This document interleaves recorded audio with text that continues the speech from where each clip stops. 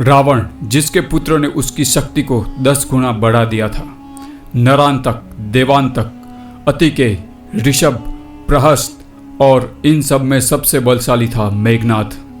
मेघनाथ, जिसे इंद्रजित के नाम से भी जाना जाता था, अपनी मायावी शक्तियों और अपराजय युद्ध कौशल के लिए विख्यात था।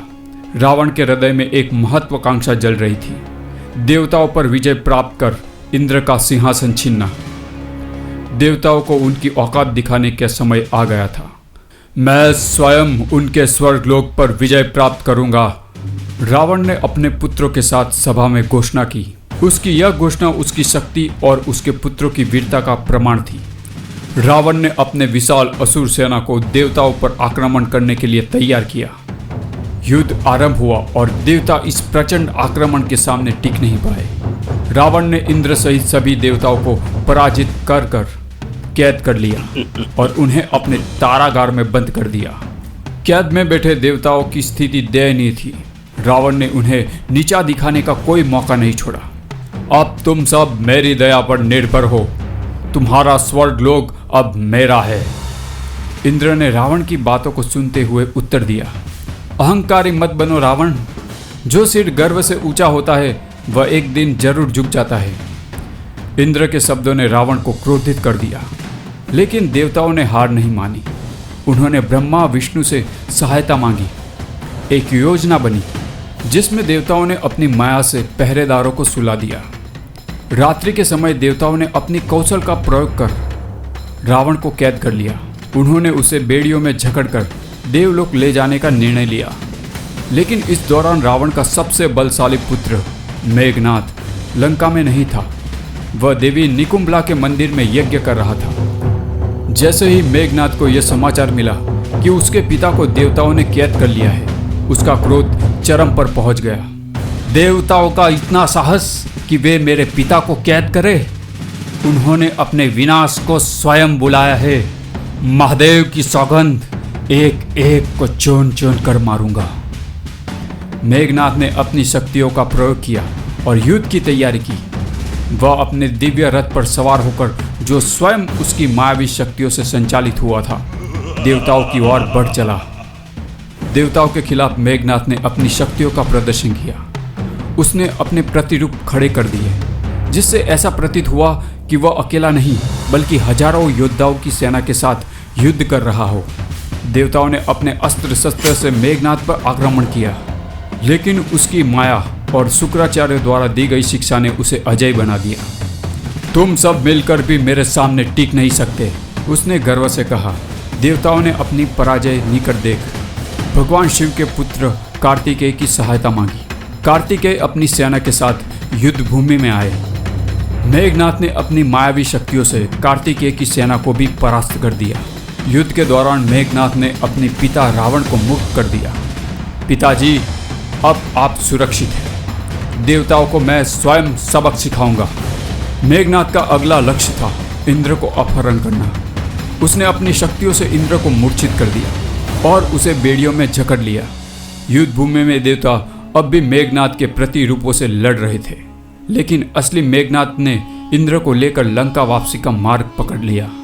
जब मेघनाथ रावण और इंद्र को लेकर लंका पहुंचे तो उसने अपनी माया समेट ली। देवताओं को अब समझ में आया कि वे मेघनाथ के मायाजाल का शिकार हो गए थे। मेघनाथ ने अपनी शक्ति और कौशल से देवताओं को दिखा दिया कि वह अजय है। उसकी यह विजय असुरों की शक्ति का प्रमाण बन गई। देवताओं को अपनी पराजय स्वीकार करनी पड़ी और इंद्र को मुक्त कराने के लिए विष्णु से सहायता की गुहार लगानी पड़ी। महादेव के आशीर्वाद से मेघनाथ ने अपनी मायावी शक्तियों का भरपूर उपयोग करते हुए इंद्र का अपहरण कर लिया। यह घटना इतनी भयानक थी कि स्वर्गलोक में हाहाकार मच गया। इंद्र देवता की अनुपस्थिति में सभी देवता सहम गए और उनका साहस टूट गया था। ब्रह्मा जी को देवताओं के दुख दर्द की सूचना मिली और वे सब एकत्रित हो गए। हे ब्रह्मा जी, हमें सहायता की आवश्यकता है। देवताओं ने विनती की। ब्रह्मा जी ने ध्यान लगाकर मेघनाथ की शक्तियों के बारे में सोचा। उन्होंने देवताओं को मेघनाथ की शक्ति की कहानी सुनाई, जो उनकी अद्वितीयता और पराक्रम को अधिक भयानक बनाती थी। लेकिन यहाँ रावण ने मेघनाथ को एक परामर्श दिया। रावण के दरबार में बैठकर मेघनाथ ने देवताओं से लड़ने की योजना बनाई। रावण ने उसे चेतावनी दी, तुम जितना शक्तिशाली हो, देवता भी कमजोर नहीं है। वे इंद्र को मुक्त करने के लिए सब कुछ करेंगे। मेघनाथ ने रावण की बातों को नकारते हुए कहा, अगर इंद्र जीवित रहा तो मैं अपनी जीत को अधूरी मानूंगा। देवता मुझे हराने की शक्ति नहीं रखते, मैं उन्हें सबक सिखा दूंगा। इस तरह मेघनाथ ने इंद्र को समाप्त करने की ठान ली। जब मेघनाथ ने इंद्र को मारने की तैयारी की, तभी ब्रह्मा जी प्रकट हुए। उन्होंने मेघनाथ से कहा, तुमसे यह उम्मीद नहीं थी मेघनाथ। इंद्र की मृत्यु से सृष्टि का संतुलन बिगड़ जाएगा। जीवन के इस चक्र में भंग मत करो। मेघनाथ के हट को देखकर ब्रह्मा जी ने उसे वरदान दिया। मेघनाथ ने ब्रह्मा जी से कहा, मैं इंद्र को छोड़ दूं तो मुझे क्या मिलेगा? ब्रह्मा जी ने उसे कहा, तुम जो मांगो। मेघनाथ ने कहा, मुझे अजर अमर कर दो। ब्रह्मा जी ने कहा, यह सृष्टि के विरुद्ध है, ये मेरे हाथों में नहीं है मेघनाथ। ब्रह्मा जी ने कहा, मैं तुम्हें एक रथ प्रदान करता हूँ, वो दिव्य शक्ति से वो रथ उत्पन्न होगा। जब तक तुम उस रथ पर रहोगे तब तक तुम्हें कोई हरा नहीं सकता। मेघनाथ ने कहा कि मैं इंद्र को मार दूं तो लोग मुझे इंद्रजीत के नाम से जानेंगे।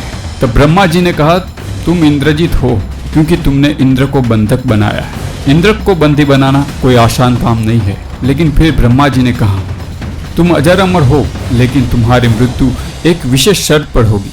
केवल वही व्यक्ति जिसने काम और निंद्रा को पूरी तरह से जीत लिया हो, वही तुम्हें मार सकेगा।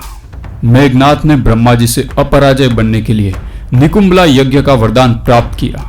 इसके बाद एक दिव्य रथ प्राप्त हुआ, जिससे वह युद्ध में अविजय बन गया।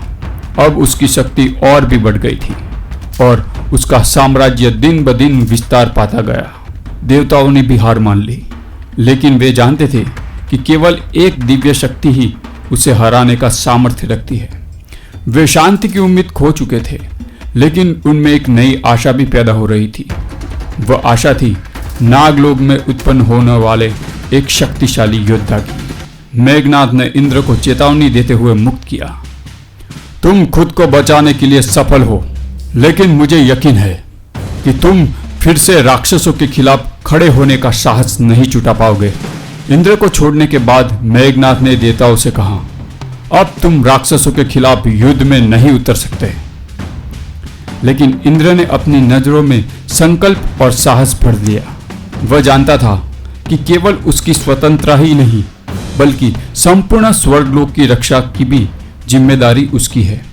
देवताओं को फिर से एकजुट कर मेघनाथ के खिलाफ रणनीति बनाने का आदेश दिया। अपने वरदान से पूर्ण विश्वास करते हुए मेघनाथ ने हर युद्ध में विजय प्राप्त की। उसकी सैन्य शक्ति और उसकी सेना का डर सब पर था। उसकी विजय की कहानियां हर घर में सुनाई जाने लगी। उसकी शक्ति का विस्तार हुआ और स्वर्गलोक तक दीवारें कांपने लगी। वह वास्तव में अजय बन चुका था, इसीलिए वह तीनों लोगों को जीतने निकल पड़ा। वह अपने सभी शत्रुओं पर आक्रमण कर उन्हें चुन चुन कर मारने लगा। वह हर आक्रमण से पहले दिव्य रथ प्राप्त करता, जिससे उसकी शक्तियां और बढ़ जाती है। उसके पराक्रम से राक्षसों का साम्राज्य बढ़ने लगा। उसे पराजित करना असंभव था, लेकिन इस सृष्टि की यही खूबी है कि जब कोई बात बिल्कुल असंभव होती दिखाई दे, तब भी भविष्य के घर में कहीं कोई उम्मीद का ऐसा बीज छिपा होता है जो धीरे धीरे बड़ा होकर उस असंभव काम को संभव कर देता है। ऐसा ही एक बीज फलने फूलने लगा था दूर नागलोक में। कौन था वो बीज? जानने के लिए बने रहे अक्षांतरिक्ष स्पिरिचुअल हिस्ट्री पर।